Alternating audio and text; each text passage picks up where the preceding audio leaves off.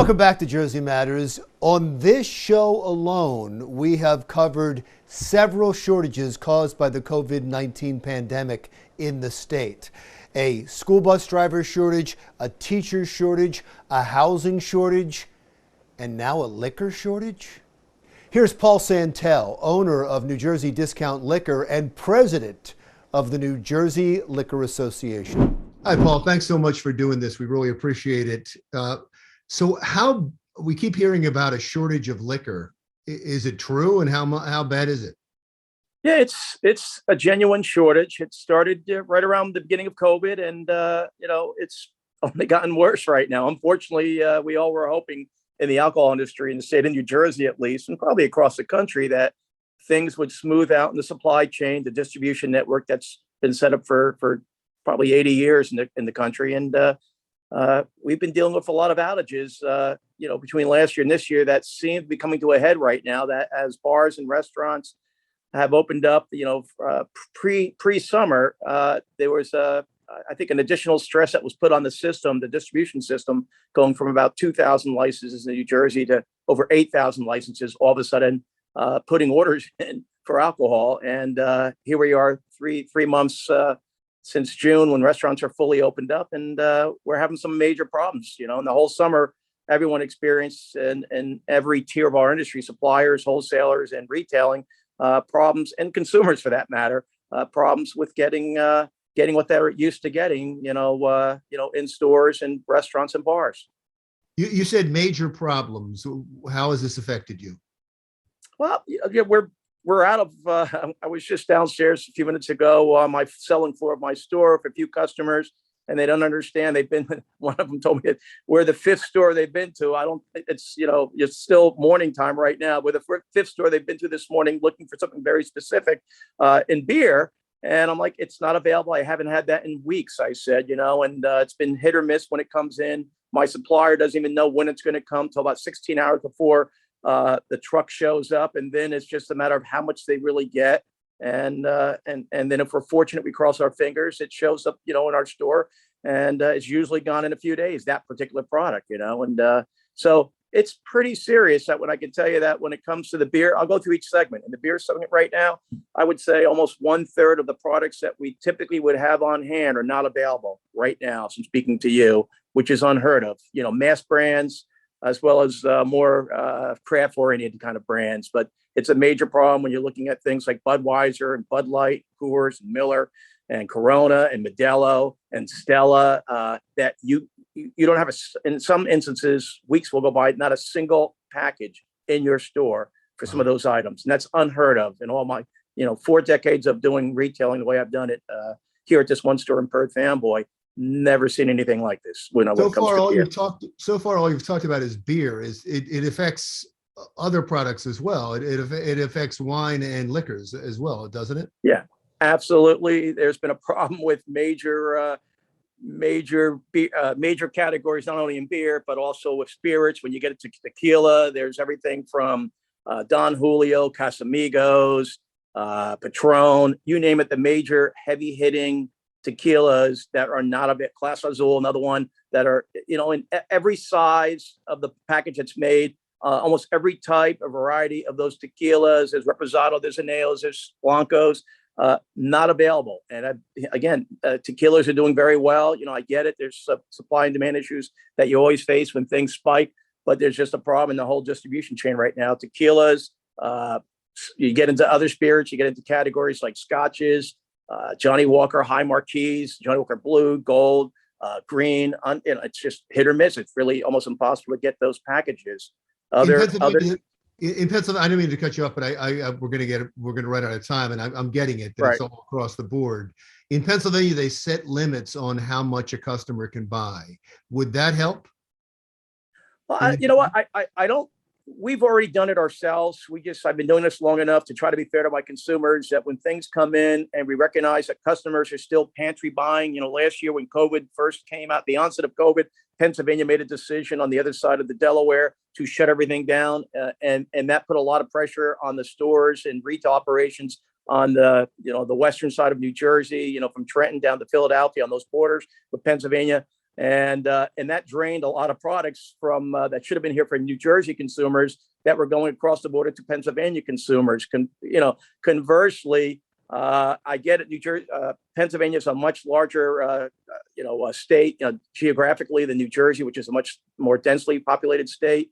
But at the end of the day, I think it's up to retailers to pretty much, it's hard for the industry to figure out. They're already rationing. The suppliers that I'm dealing with are rationing what I get right now. I cannot get everything I'm ordering. I'm subject to controls and disciplines that have been put in place for common sense reasons that they're trying to make sure that every retail license in New Jersey, and I'm referring to the wholesale suppliers in New Jersey, are trying their best to make sure that everyone gets something when it becomes available. And then it's up to the retailers individually to make a decision. And this is what we tell our, the members of the NJLSA, and that's half the licenses in New Jersey that are package stores.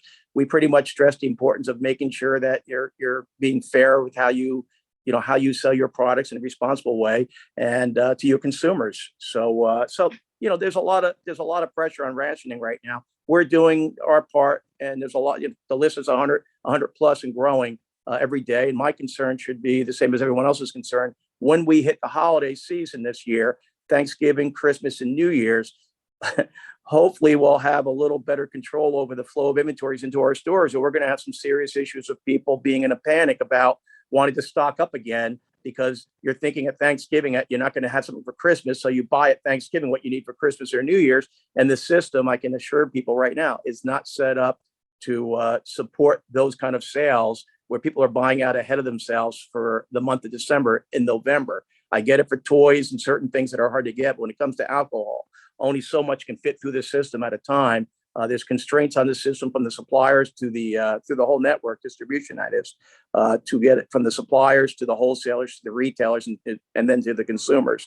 And everyone's doing the best to kind of make sure that there's a certain control over the flow of product in our marketplace right now. It's a real challenge.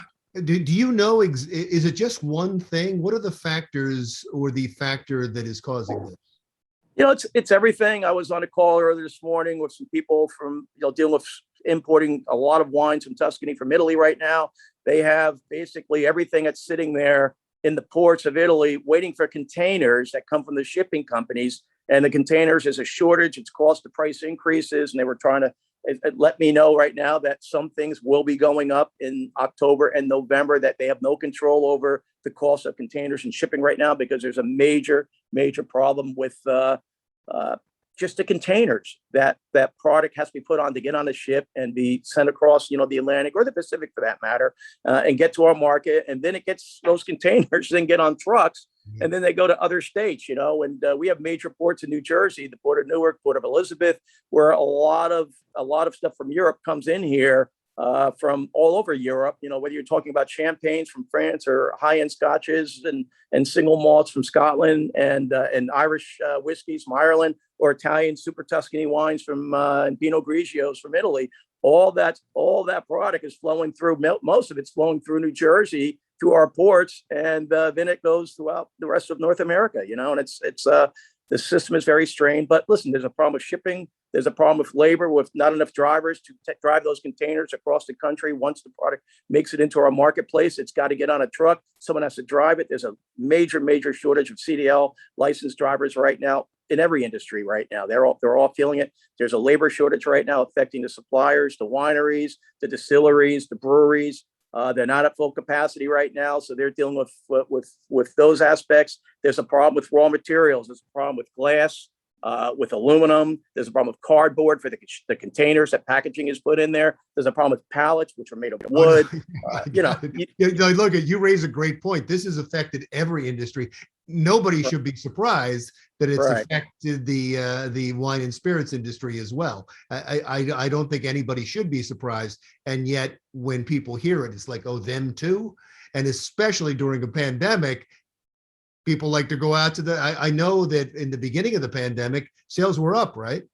Yeah, absolutely. Listen, as the sales are up, as I was talking to a few retailers yesterday on a conference call that we had, and we were all talking about the fact that in spite of sales being up over 2019, we're flat to down over 2020 because of all the pantry buying and the panic that was in. And of course, the restaurants being shuttered for the most part, not being fully operational. that sent a lot of business our ways when people were living and working from home last year.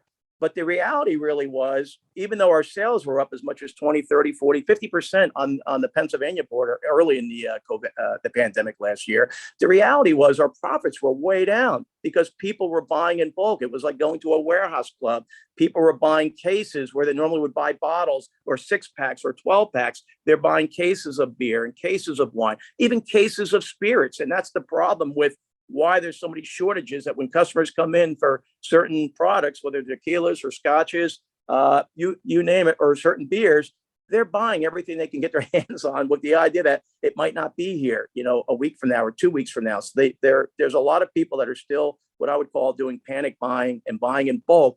And that affects our profits. We don't make the same margins as retailers by any means. The sales tax is usually greater than the margins, which is 6.625%. That's greater than margins that we make on a typical case of beer. When all we're selling is cases of beer, it's kind of hard to kind of make sense at the end of the day of, did we really make money today or not, when most of that is being charged on a credit card. That's a whole nother issue. But at the end of the day, the margins have been greatly impacted, that we're not selling as much convenience and single serve packaging as we were prior to COVID, because people got smarter. They did the calculations. They wanted to make sure they were stretching their dollar as far as they could in hard times when they weren't sure whether or not they'd be getting a paycheck or an unemployment, whatever the compensation was they were receiving. They wanted to get the best value for their money, and kudos for them for doing that. But at the end of the day, when you're retailing and people are buying in bulk, it's hard to make money the way you're used to making money. So you have to make adjustments for a lot of reasons. Yeah, sir. I think we've all had to make adjustments in every industry and in our lives as well. And unfortunately, I think that your fortunes are going to be on how we handle this pandemic, and we haven't handled it yet. So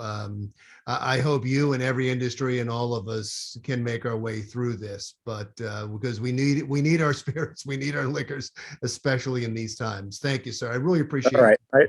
And I appreciate it too. Thank you very much. Paul Santelle, President of the New Jersey Liquor Association. Next on Jersey Matters. It's Prostate Cancer Awareness Month, and one New Jersey man who beat the disease is urging others to take their annual checkups seriously. More on that story next.